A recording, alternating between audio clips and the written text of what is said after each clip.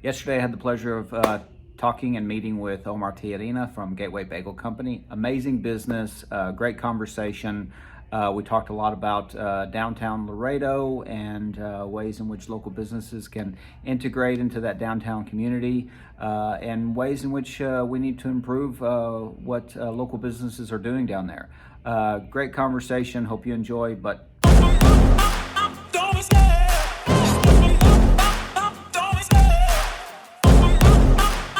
someone told me, hey, go talk to Omar at Gateway Bagel. Oh, I got you. And so that's kind of was like, okay, I didn't even know there was a Gateway Bagel down here. Yeah. So again, that's kind of what I guess broached the topic of what downtown needed to be. I was talking to some people about, I guess, some difficulties in bringing business to downtown again. Right.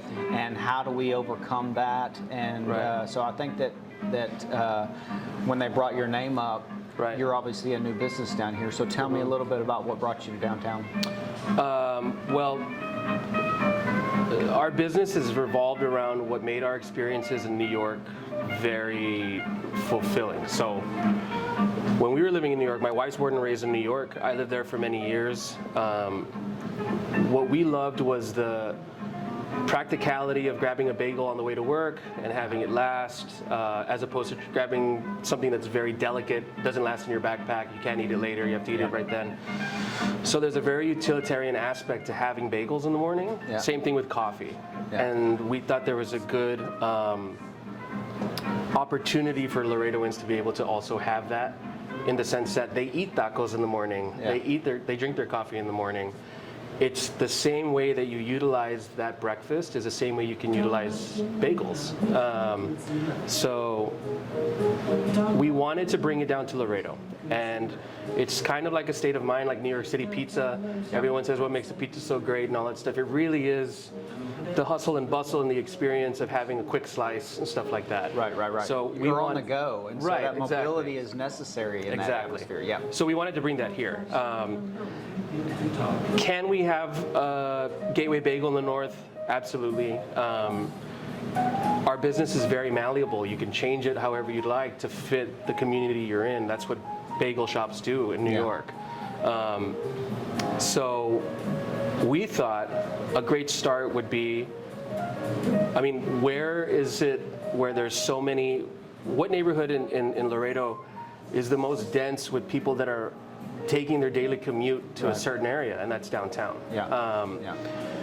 Lawyers, judges, people that work for the city, people that work for the county, large entities of people commute every morning and come down here. And we thought that it might make sense to be able to create a business around that, around on the go, around trying to have a quick little escape from before you get to work, or escape after you get out of work, or something.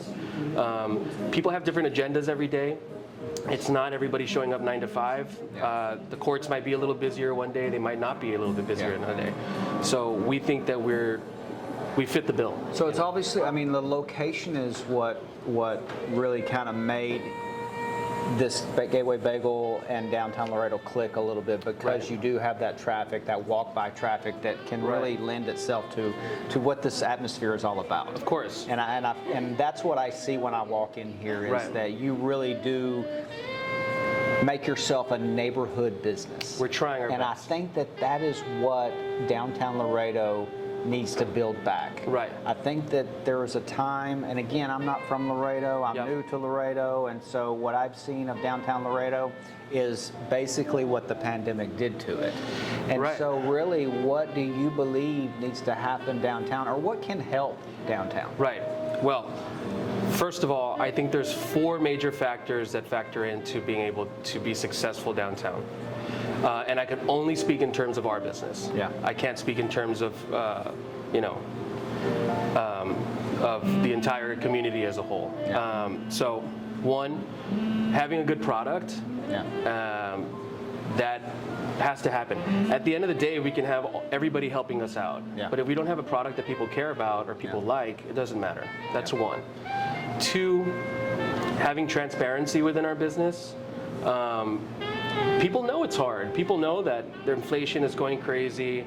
Are we in a recession? Are we not in a recession? You know, all these things are happening. There's these outside factors that are affecting the average person being able to go up and grab a bite of food that's not wildly expensive. Yeah.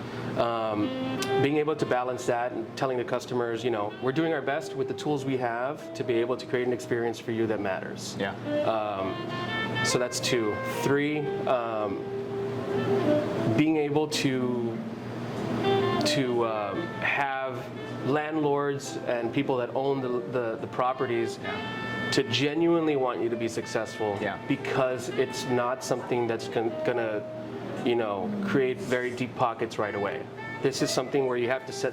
It's like planting a tree. You got to set the roots, and it's not going to grow fully until, you know, decades from now. I agree. I think that when other businesses see the success that you can create down here, that entices them to take that chance as well. Right. And so that's where the neighborhood itself can grow, Right. and local business can grow as well. I mean, that's what we're talking about, is trying to build a community within an area that maybe has been affected in a negative way over the past couple of years. And so to bring that back, you do have to show some success. Of course, and there's a trickle-down effect in every aspect of commerce, I guess. It's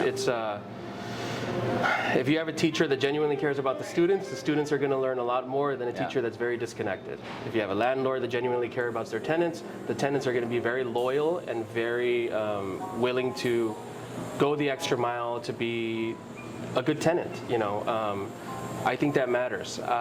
We care about what we're doing. With all the odds against us, literally. We opened in the middle of the pandemic. We we persevered through that. Then we got a food truck. Then we went through the winter freeze on the food truck, which is a big deal. Generator after generator, waking up at 4 a.m. That's actually the first time I came by your food truck. The first time I went to go visit you, because it was in the middle of that freeze, and you guys were hard at work. Wild. Turning that stuff. Yeah. You turn on that plancha and it'll warm you up. You know what I mean? Exactly. But we've gone through so much. And you just have to, as a business owner, listen to what the lay of the land looks like. Yeah. Is it steering towards a certain direction? Is takeout the main focus? Is dine-in the main focus? How is it in the immediate neighborhood that you're located? You know, what does it look like? So we've been listening. We've been listening for 2 years, both to survive and also to set proper foundations for which way we want to go. You know, I think that your evolution from going from the food truck area because of the nature of the business at that time, and now you're migrating into the dine-in opportunity downtown Laredo. I think that for future entrepreneurs to find a location and find a business down here, you do have to have that vision. You have to have some inspiration and a passion for what you want to do, because like you said, it is a long road and you've got to invest in that. Right. We had to, before we even sold our first bagel out of our house, I asked my wife, what is our bagel shop? When we have our bagel shop, what do we have? Do we have a beverage program, a hot beverage program? Do we have cereals? Do we have salads? Do we have this? Do we have that? What do we have? What's our bagel shop? That'll dictate which direction we want to go. Yeah. We do have some Mexican breakfast tacos here downtown because bagel shops historically have whatever's popular in that little immediate neighborhood. Yeah. If you go to Astoria in Queens, you're going to find like Greek food as well as bagels for a bagel shop. You're going to have, things like that. You'll have Vietnamese coffee with bagels. You'll have whatever, So that's our way of sort of saying that this is what this is. Yeah. Downtown character, that's the fourth thing. So the character that, the richness of the buildings that exist downtown simply have to be showcased. We came in here, we could have very easily, covered the walls with what we think would be our branding, would we be this and that. We didn't. We actually were like, this is pretty great. We put a couple graphics up that hold up to the aesthetic that we're in, historical and aspect. that's it. That's it. The things that have happened in this building, the things that have happened in the building across the street, and have so many great stories to offer people, you simply can't find that in new buildings. It's not to say that we don't want to move into a new building. It's only to say that it only adds more flavor, so to speak, to where you're at, you know. Yeah. So that's how we feel. So, okay, so as we wrap up, I kind of want to talk about the success down here, and tell me about the customers you have coming in here. Yep. Tell me about, you told me a story about one that's here every day, and is it's a ritual. Yeah. And so tell me about how this neighborhood has really kind of embraced you. The neighborhood has embraced us because at the end of the day, again, it goes back to our transparency. We tell them, look, we're not trying to make your day worse. We're only trying to enhance your day. That's a great slogan. I'm not trying to make your day worse. Exactly. We're only here to try to enhance your day.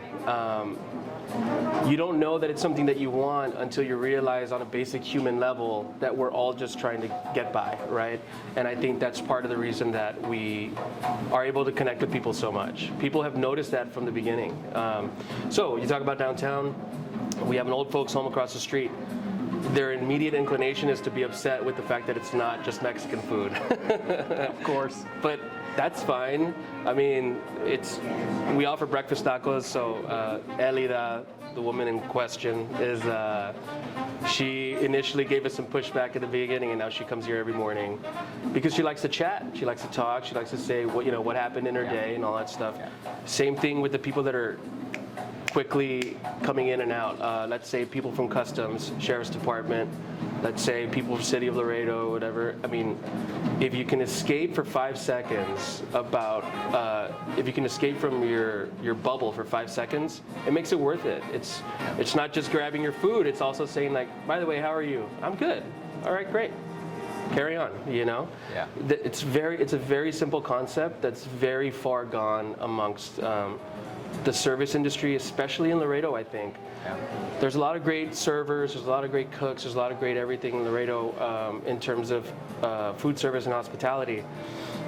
There might be a little bit of an area of opportunity for owners to be a little bit more connected with the day-to-day operations that are happening. And I feel like people notice that with me and my wife, who is 50% owner. She works here 2 days out of the week. You know, we all of our days revolve around our children, our family, and what we can get done in the restaurant to help it grow. Yeah. We talk to our landlords at the Rialto Hotel all the time about what we can offer on our menu that would help the people in the hotel, and what can they do to help us. That happens almost daily. You got to build that cohesion between everything else that's around you. We're going to be here. We're going to try our best, and we're not trying to ruin people's day. That's it. Love that. It's very simple food taken very seriously. There's some depth behind. When we wake up in the morning, we're not waking up for nothing. We're waking up here to try to build flavors and try to help people get through their day. That's what we're doing. Well, Omar, thank you very much. I appreciate your time and talking with us about definitely the improvement in downtown is what I think most of Laredo would love to see. Yeah. And you're a small piece of that puzzle, and you've done a good job. Again, tell us in the camera if there's anything you want to say to the customers out there or future customers that where they can find you. Sure. So we're located at 1219 Matamoros Street in the Rialto Hotel, the wonderful Rialto Hotel here downtown. We also have a food truck on Del Mar in the Casa Yoga and Orange Theory parking lot. We're serving at Laredo College downtown as well. We have our fall menu swinging. As it gets colder, we're going to offer more soups. We're going to offer more diversity with what we have. We're excited. If you haven't been here, it's your loss. You got to come over whenever you can and have something delicious for breakfast or lunch. I will attest to that. It's a place that I was told about, and I'm happy to come visit because I will be back. Yeah, definitely. Awesome. Definitely. I appreciate it, Omar. Yeah, thanks a lot. Uh-huh. Don't be scared.